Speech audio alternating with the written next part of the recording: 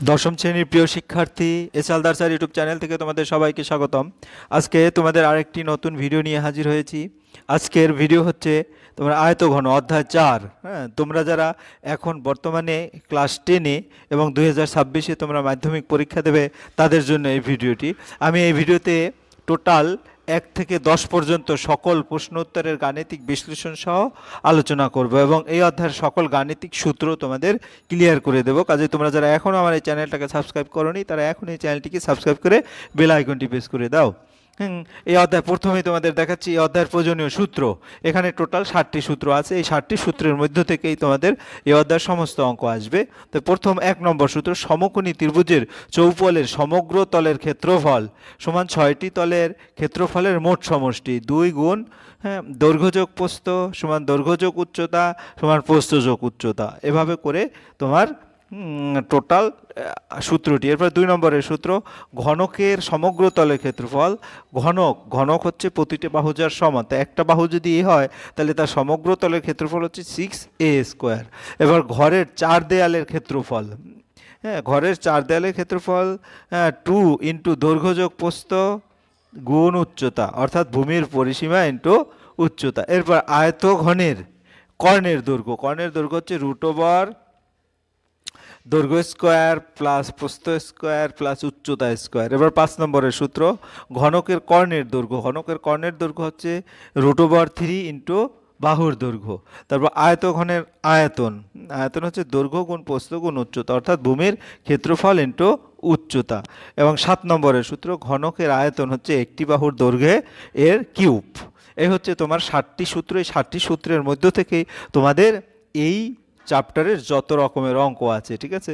এবার আমি একটু অঙ্কগুলি দেখিয়ে দিই তোমাদের। দেখো 1 থেকে 10 পর্যন্ত, প্রথম কষে দেখি 4-এ প্রথমে 1 থেকে 1 পৃষ্ঠে 1 থেকে 10 পর্যন্ত। পরের অঙ্ক 1 থেকে 16 পর্যন্ত, 11 থেকে 16, হ্যাঁ পরে 17 থেকে 20 এবং 21 থেকে 23। 24-এ হচ্ছে অতি সংক্ষিপ্ত উত্তরধর্মী প্রশ্ন এবং 25-এ হচ্ছে তোমার সংক্ষিপ্ত উত্তরধর্মী প্রশ্ন। টোটাল 25টি অঙ্ক আছে। আমি 3টি ভিডিওর মাধ্যমে এই 25টি অঙ্ক সুন্দরভাবে সমাধান তুলে ধরবো। যাই হোক, তাই আবার তোমাদের মনে করিয়ে দিই এই সূত্রের মাধ্যমেই কিন্তু আমাদের অঙ্কগুলি হবে। তা প্রথম অঙ্ক এবার চলে যাচ্ছি আমরা। পরিবেশের 4টি আয়তঘনাকার এবং 4টি ঘনাকার বস্তুর নাম লিখি। তা আমরা উত্তর দেখি। 4টি আয়ত, অর্থাৎ অঙ্ক করতে গেলে আগে ঘনবস্তু তো চিনতে হবে। 4টি আয়তঘনকার বস্তু হলো দেশলাই বাক্স, জুতোর বাক্স, আলমারি এবং মোবাইল বক্স। এবং 4টি ঘনাকার বস্তু হলো লুডুর ছক্কা, মানে দৈর্ঘ্য প্রস্থ উচ্চতা যার সবগুলোই সমান। ঘনকার বস্তু তোমরা দেখেছো যেমন এরকম, যে দৈর্ঘ্য প্রস্থ উচ্চতা যার সব দিকে সমান হবে সেটা হচ্ছে ঘনাকার বস্তু। এভাবে তোমরা এঁকেছো, একটু মনে করে দেখলেই মনে পড়ে যাবে। যেমন এর সাথে এটা যোগ করে দেবা, এর সাথে এটা যোগ করে দেবা, এর সাথে এটা যোগ করে দেবা। এই যে 4 দৈর্ঘ্য প্রস্থ উচ্চতা সব দিকে যার সমান, এটা হচ্ছে যেমন লুডুর ছক্কা, সুগার কিউব এবং রুবিক কিউব এবং আইস কিউব, এরকম করে তোমার 4টি। যাই হোক, এরপর 2 নম্বরের প্রশ্ন, পাশের আয়তঘনাকার চিত্রের তলগুলো, ধারগুলো এবং শীর্ষবিন্দুর নাম লেখো। এটাও তোমাদের একটা ইম্পর্ট্যান্ট প্রশ্ন, কারণ তল চিনতে হবে। তাই ABCD একটি তল। আমি যদি দেখাই A B, এদিক থেকে এই, তারপরে BC, এই যে AD, অর্থাৎ ABCD একটি তল, ঠিক আছে। এরকম করে তোমাদের EFGH, এরপরে দেখো E, এই যে EF, হ্যাঁ তারপরে G, তারপরে H, অর্থাৎ এরকম করে এই যে এইটাই একটা তল, ঠিক আছে। এরপরে ABGF, ABGF, অর্থাৎ এটা এই এবং এই ABGF তল, ঠিক আছে। এরপরে হচ্ছে তোমার CH, এই যে CHED একটা তল। তারপরে AFED, AFED তোমার এরকম করে এটা হচ্ছে একটা তল, হ্যাঁ। এবং ফাইনালি BGHF কই, BGHF, এফ মানে কই, এফ মানে এই যে BGHF, অর্থাৎ BGH সি সি মানে এই যে এটা, অর্থাৎ নিচেরটা এইটা, এটা, এটা এবং এটা, এই হচ্ছে তল। যাই হোক, ধারগুলো হচ্ছে এবি। এবি একটি ধার, তোমরা এখানে ভালো করে লক্ষ্য করলে যে এই একটা ধার, তারপরে বিসি একটি ধার, এই একটা ধার, তারপরে সিডি একটি ধার, সিডি হচ্ছে এই যে সিডি একটি ধার, তারপরে ডিএ একটি ধার, হ্যাঁ এই যে ডিএ ডিএ কোনটা, এই যে ডিএ এটা, ঠিক আছে। এরকম করে তোমার ধারগুলি ভালো করে দেখবে। শীর্ষবিন্দুর স্থানাঙ্ক, যেমন এ একটি শীর্ষবিন্দু, আমরা যদি বলি এটা একটা শীর্ষবিন্দু এ, বি একটি শীর্ষবিন্দু, এই যে বি একটি শীর্ষবিন্দু, এভাবে করে তোমরা চিনে নিবে। হ্যাঁ, সি একটি শীর্ষবিন্দু, এই যে সি একটি শীর্ষবিন্দু, ডি একটি শীর্ষবিন্দু, এরকম করে কোনার যত বিন্দু আছে, একটা বিন্দু আমি আর দেখালাম না, তোমরা ভালো করে দেখে নেবে। যাই হোক, এরপর আমরা 3 নম্বরের প্রশ্নে চলে যাচ্ছি। একটি সমকোণী চৌপলাকার ঘরের দৈর্ঘ্য, প্রস্থ, উচ্চতা যথাক্রমে 5 মিটার, 4 মিটার এবং 3 মিটার হলে ওই ঘরের সবচেয়ে লম্বা যে দণ্ড রাখা যাবে তার দৈর্ঘ্য নির্ণয় করো।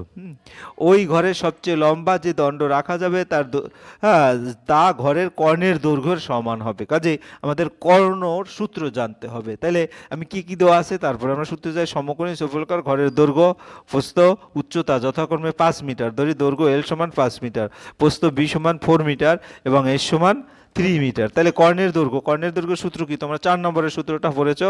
আয়তকার কর্ণের দৈর্ঘ্য হবে দৈর্ঘ্য স্কোয়ার যোগ প্রস্থ স্কোয়ার যোগ উচ্চতা। তাহলে L square plus B square plus C square, এখানে সে অনুসারে ধরা হয়েছে, যদিও এখানে সিটা এস ধরা হয়েছে। হ্যাঁ, যাই হোক, এখানে 5 square plus 4 square plus 3 square মানগুলি বসালাম। 5 5 25, 4 4 16, 3 3 9, 50 হয়। 50কে যদি 5 5 25 গুণ 2টা 5 থাকলে বর্গমূলের চিহ্ন কি, বা বর্গমূল কিভাবে, যেমন দুটো যে কোনো সংখ্যা থাকুক তার মধ্যে একটি লিখতে হয়। তাহলে দুটো 5-এর মধ্যে একটি লিখলাম, আর √2 থেকে গেল √2। তাই কর্ণের দৈর্ঘ্য 5√2, অর্থাৎ ওই ঘরে সর্বাপেক্ষা 5√2 কর্ণের দৈর্ঘ্যপৃষ্ঠ দণ্ড রাখা যাবে। ওকে, এরপর আমরা 4 নম্বরের প্রশ্ন দেখি। একটি ঘনকের একটি তলের ক্ষেত্রফল 64 বর্গমিটার হলে ঘনকটির আয়তন হিসাব করে লিখি। তাহলে ঘনকের একটি তল, অর্থাৎ একটি বর্গক্ষেত্রের ক্ষেত্রফল হচ্ছে 64 বর্গমিটার। তাহলে ঘনকে একটি বাহুর দৈর্ঘ্য, আমরা জানি ক্ষেত্রফল, বর্গক্ষেত্রের ক্ষেত্রফলের একটি বাহুর দৈর্ঘ্য বের করতে হলে তার বর্গমূল করতে হয়। তারপর 64-এর বর্গমূল মানে কি 8 গুণ 8। তা আমরা জানি যে বর্গমূল 8 গুণ 8 হলে কি হবে, যে কোনো একটা 8 লিখতে হবে। এই কারণে এখানে 64 সমান 8 মিটার লিখলাম। ঘনকটির আয়তন, আমরা সূত্রটা দেখে নিই যে ঘনকের আয়তন হচ্ছে একটি বাহুর দৈর্ঘ্য এর সাথে কিউব। তাহলে 8 কিউব মানে কি 8 গুণ 8 গুণ 8, অর্থাৎ 512 ঘনমিটার। এরপর আমরা 5 নম্বরের প্রশ্নে চলে যাচ্ছি।